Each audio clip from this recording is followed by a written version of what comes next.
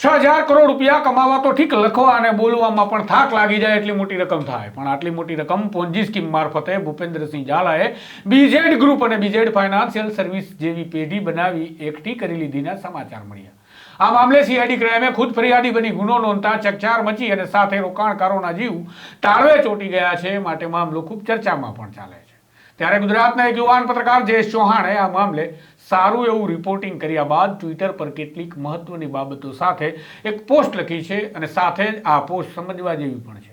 વિગતે વાત કરીએ બીઝેડ પોન્જી સ્કીમ વિશે, શું ચાલી રહ્યું છે અને જયેશ ચૌહાણે શું લખ્યું છે. વૈષ્ણવજન તો તેને કહીએ જે પીડ પરાઈ જાનાને રે. નમસ્કાર, હું છું આપની સાથે તુષાર બસિયા. નવજીવન ન્યૂઝમાં આપનું સ્વાગત છે. બનાસકાંઠાના ભૂપેન્દ્રસિંહ ઝાલા વિરુદ્ધ ગુજરાત સીઆઈડી ક્રાઇમે ગુનો દાખલ કરી હજારો કરોડ રૂપિયાની પોન્જી સ્કીમનો મામલો ખુલ્લો પાડ્યો. સીઆઈડીએ નોંધેલી ફરિયાદ અનુસાર ભૂપેન્દ્રસિંહ ઝાલા બીઝેડ ગ્રુપ અને બીઝેડ ફાઇનાન્શિયલ સર્વિસ પેઢી બનાવી રોકાણકારોને રોકાણ કરવા માટે લલચાવી રહ્યો હતો. જે માટે તેમણે 5 લાખ પર ટીવી અને 10 લાખના રોકાણ પર ગોવાની ટ્રીપ આપવાની લોભામણી સ્કીમ પણ જાહેર કરી હતી. સાથે જ રોકાણકારોને રોકાણ કરેલા નાણાં પર 7% વ્યાજ આપવાની લેખિત ગેરંટી અને 18% વ્યાજ આપવાની મૌખિક ગેરંટી આપવામાં આવતી હતી. જેના કારણે હજારો લોકો આ લોભામણી પોન્જી સ્કીમમાં રોકાણ કરી બેઠા અને ભૂપેન્દ્રસિંહે ગેરકાનૂની કામ કરી નાણાં ઉછેડી લીધા તેવું સીઆઈડી ક્રાઇમનું કહેવું છે. આ મામલે સીઆઈડી ક્રાઇમે 2 આરોપી મયુર દરજી સહિત 7 એજન્ટોની પણ ધરપકડ કરી છે અને મયુર દરજીના 2 દિવસના રિમાન્ડ પણ કોર્ટે મંજૂર કર્યા છે. પણ આ હજારો કરોડનો ખેલ ચાલી રહ્યો હતો અને લાંબા સમયથી ચાલતો હતો, છતાં કોઈને ગંધ કેમ ન આવી એ પણ એક મોટો સવાલ છે. સાથે જ કહેવાય છે કે ભૂપેન્દ્રસિંહે લોકસભામાં અપક્ષ ઉમેદવારી નોંધાવી પોતાની ઉમેદવારી પરત ખેંચી લીધી અને ભાજપમાં પોતે સામેલ થઈ ગયા. માટે રાજકીય કનેક્શન તેમને જોરદાર વિકસાવી લીધા છે, જેના કારણે કેટલાક નેતાઓ પણ તેમની આ લોભામણી સ્કીમની આડકતરી રીતે જાહેરાત કરી બેસતા હતા. આ તમામ બાબતોની વચ્ચે ગુજરાતના પત્રકાર જયેશ ચૌહાણે આ મામલે સારી એવી સમજ મેળવી અને ગ્રાઉન્ડ પર જઈ તપાસ કરી કેટલીક વિગતો મેળવી અને બાદમાં પોતાનું મંતવ્ય ટ્વિટર પર પોસ્ટ કર્યું છે, જે પણ કેટલાક સવાલ પેદા કરી રહ્યા છે. જેમાં જયેશ ચૌહાણ લખે છે કે વાત કંઈક એવી છે કે કેટલાક લોકોએ એક મિસ્ટ્રી ગર્લને શોધી રહ્યા છે. મિસ્ટ્રી ગર્લ સાથે જ આ બધું ખેલ શરૂ થયાની ચર્ચા છે અને બાદમાં બંને અલગ થયા છે. હવે ક્યારે સામે આવે એ જોવું રહ્યું. હવે વાત એ છે કે પૈસા રોકાણકારો પાસેથી લીધા છે, પણ વાત એવી પણ છે કે પૈસા લીધા છે તો હજુ સુધી કોઈ સામે કેમ નથી આવતું અને કેમ કોઈ એવું કહેતું નથી કે મારા પૈસા ચાઉ થઈ ગયા છે. આજે એક ભાઈએ કહ્યું કે ધંધો કરું છું અને 5 લાખ રૂપિયા રોક્યા છે, પણ મહિને 3% વ્યાજ મળે છે. આગળ તેઓ લખે છે સીઆઈડી ક્રાઇમની મુશ્કેલી છે. તો તેઓ લખે છે કોઈ સામે આવતું નથી એટલે તપાસ એજન્સીને પણ મુશ્કેલી પડી રહી છે. દરોડા દરમિયાન દસ્તાવેજો તો જપ્ત થયા, પણ એવું કંઈ હાથ ન લાગ્યું જેથી ધરપકડ કરાયેલા લોકો સામે મજબૂત કહી શકાય તેવા પુરાવા હોય. એટલા માટે તો કોર્ટે 10 દિવસની માંગણી સામે ભૂપેન્દ્રસિંહની નજીકના મયુર દરજી નામના આરોપીના 2 જ દિવસના રિમાન્ડ મંજૂર કર્યા અને બાકીનાને જ્યુડિશિયલ કસ્ટડીમાં મોકલી દીધા છે અને હેલ્પ માટે એક નંબર પણ જાહેર કરવામાં આવ્યો છે. રોકાણકારો બાબતે તેઓ લખે છે કે રોકાણકારો ક્યારે કંટાળશે. નાના રોકાણકારોને પૈસા મળી રહ્યા છે, નથી મળી રહ્યા એવા મોટા માથા સામે નથી આવી રહ્યા. વાત મળી રહી છે કે રોકાણકારોમાં વકીલો, પોલીસ, બિઝનેસમેન, પત્રકારો, શિક્ષકો અને નિવૃત્ત થઈ ચૂકેલા મોટા ગજાના અધિકારીઓના પૈસા છે, જે હજુ રાહ જોઈ રહ્યા છે. એવામાં એજન્ટો ઓફિસ બંધ કરી રહ્યા છે. કેટલાકે બંધ કરી દીધી છે તો કેટલાકની ધરપકડ થઈ ગઈ છે અને કેટલાક ધરપકડના વણકારા વર્તાઈ રહ્યા છે.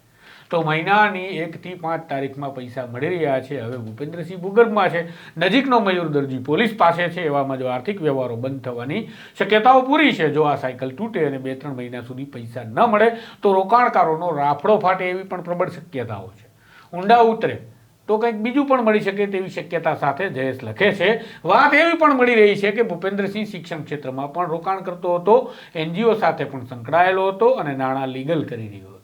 હિંમતનગરમાં પોતાની ઓફિસની ખાતે બિટકોઇનનો લોગો પણ કેટલાક સંકેતો આપે છે. વળી ભૂપેન્દ્રસિંહ વિશે ગામના લોકો શું કહે છે એવું જણાવતા જયેશ લખે છે ભૂપેન્દ્રસિંહના ગામમાં કેટલાક લોકો એવા પણ મળ્યા જેણે એવું કહ્યું કે અમારે જરૂર હતી ત્યારે અમારા સગાઓએ પણ મદદ નહોતી કરી, પણ હોસ્પિટલમાં હતા ત્યારે ભૂપેન્દ્રસિંહ હોસ્પિટલમાં આવી આર્થિક મદદ કરી હતી.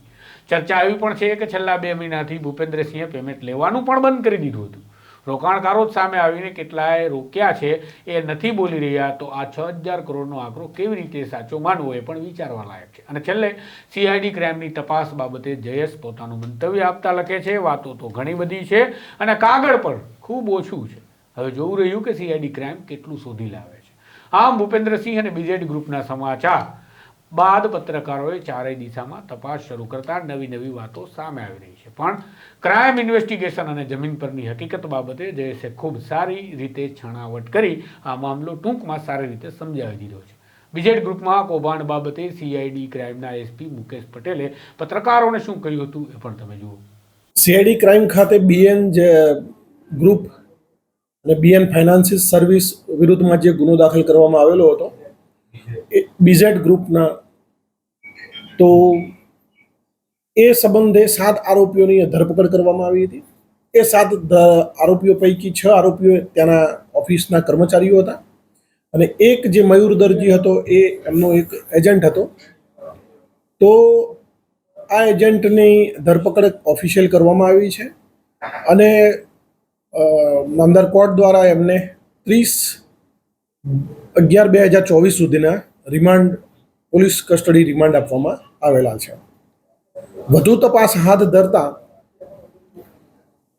તપાસ દરમિયાન બીઝેડ ગ્રુપના માલિકની અલગ અલગ મોંઘી અને કિંમતી ગાડીઓ, વોલ્વો, મર્સિડીઝ, પોર્શે, ફોર્ચ્યુનર અને હેરિયર જેવી મોંઘી ગાડીઓ પણ સીઆઈડી ક્રાઇમ દ્વારા કબજે કરવામાં આવી છે. એ પણ ધ્યાને આવ્યું છે કે આ જે ગાડીઓ છે એ રોકાણકારોના પૈસાથી વસાવેલી છે અને એ ગાડીઓ મુદ્દામાલ તરીકે સીઆઈડી ક્રાઇમ દ્વારા જપ્ત કરવામાં આવી છે. વધુ તપાસ કરતા બીઝેડ ગ્રુપના અલગ અલગ એકાઉન્ટ અમને મળ્યા છે. એકાઉન્ટની ડિટેલો બેંક જોડેથી માગી અને આગળની કાર્યવાહી કરવામાં આવશે. એમની પ્રોપર્ટી, એમના ફેમિલીના સભ્યો દ્વારા વસાવવામાં આવેલી પ્રોપર્ટી પણ ધ્યાને લઈ અને આગળની કાર્યવાહી કરવામાં આવશે. જે 7 આરોપી પકડ્યા છે એમાં મયુર દરજી મુખ્ય એજન્ટ હતો. બાકીના લોકોનો રોલ શું છે જેને આરોપી તરીકે અત્યારે બતાવ્યા છે એવા લોકોમાં?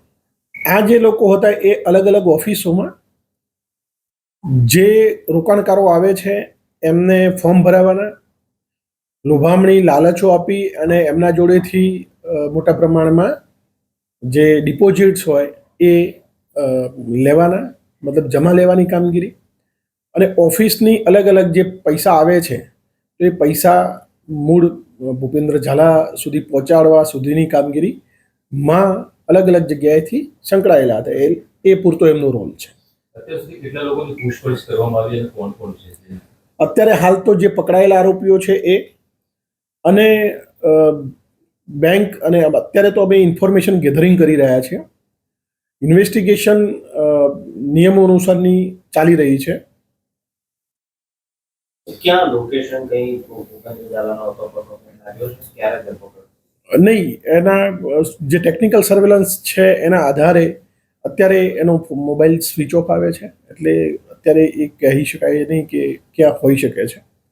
પણ એ દેશ ન છોડે એના માટે અમે એલઓસીની પ્રપોઝલ જે તે સંસ્થાને અમે મોકલી આપી છે. ચાર્ટર્ડ એકાઉન્ટન્ટની પૂછપરછ કરવામાં આવી, તેની પૂછપરછમાં કેવી વિગતો નીકળી છે? ચાર્ટર્ડ એકાઉન્ટન્ટને લાવવામાં આવ્યા છે અને પૂછપરછ ચાલુ છે. એમના જોડેથી બેંકની વિગતો મળી છે.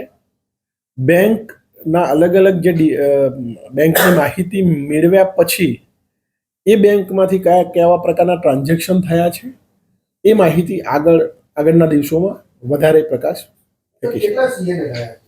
અત્યારે હાલ તો એક જ સીએ છે, મહેતા છે, બસ.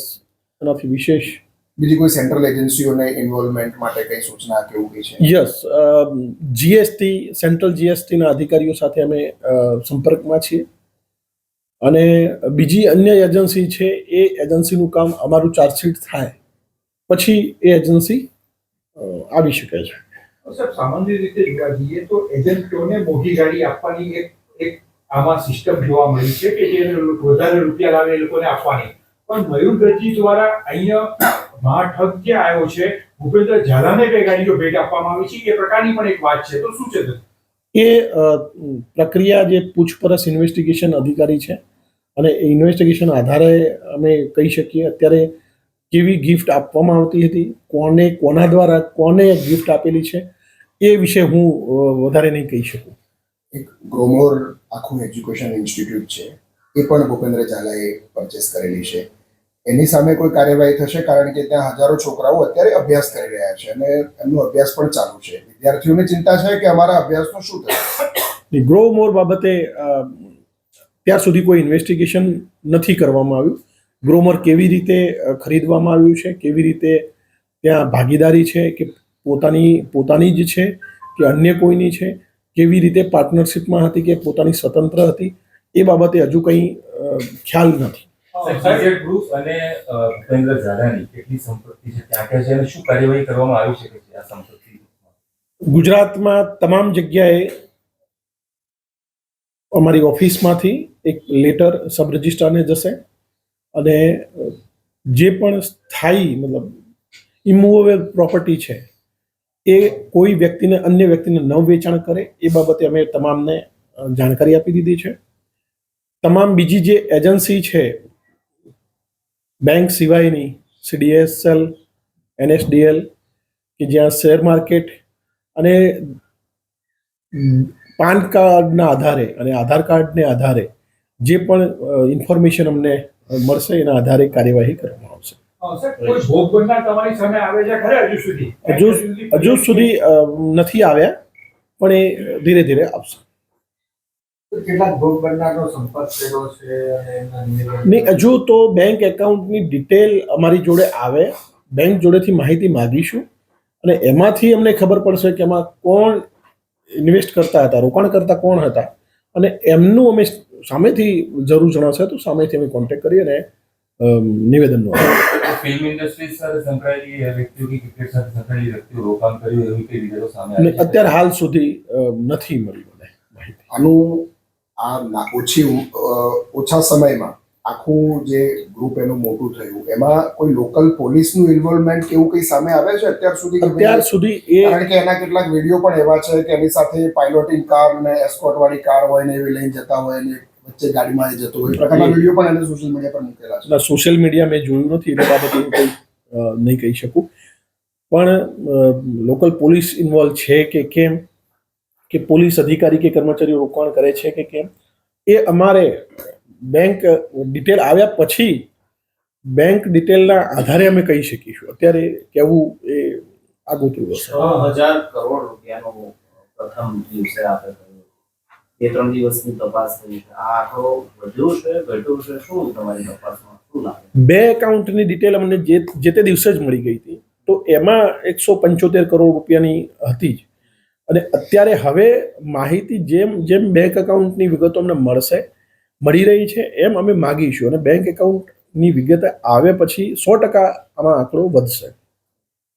સોશિયલ મીડિયાની ના પાડી, પણ એક સોશિયલ મીડિયામાં એક સ્થાનિક ધારાસભ્ય દ્વારા પણ એક વિડીયો આવ્યો છે અને એમાં ક્યાંક ને ક્યાંક એકના ડબલ અને ડબલના 4 ગણા થાય છે એ પ્રકારની એમની માહિતી છે, એ પ્રકારની પણ વાત કરતા હોય એવો છે. તો એ તપાસમાં ક્યાંક ને ક્યાંક કોઈ મદદરૂપ એમાં તમે લેશો?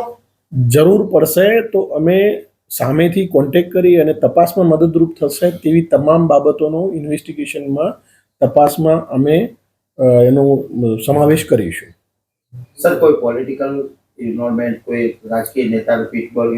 અત્યાર સુધી અમારી જોડે એવી કોઈ જ ડિટેલ નથી કે અમે એમ કહી શકીએ કે આમનું ઇન્વોલ્વમેન્ટ છે. અત્યારે અમારી જોડે જે માહિતી છે એ ડેટા સ્વરૂપે છે, તો એ બાબતે કહેવું થોડું વહેલું હશે. વૈષ્ણવજન તો તેને કહીએ જે પીડ પરા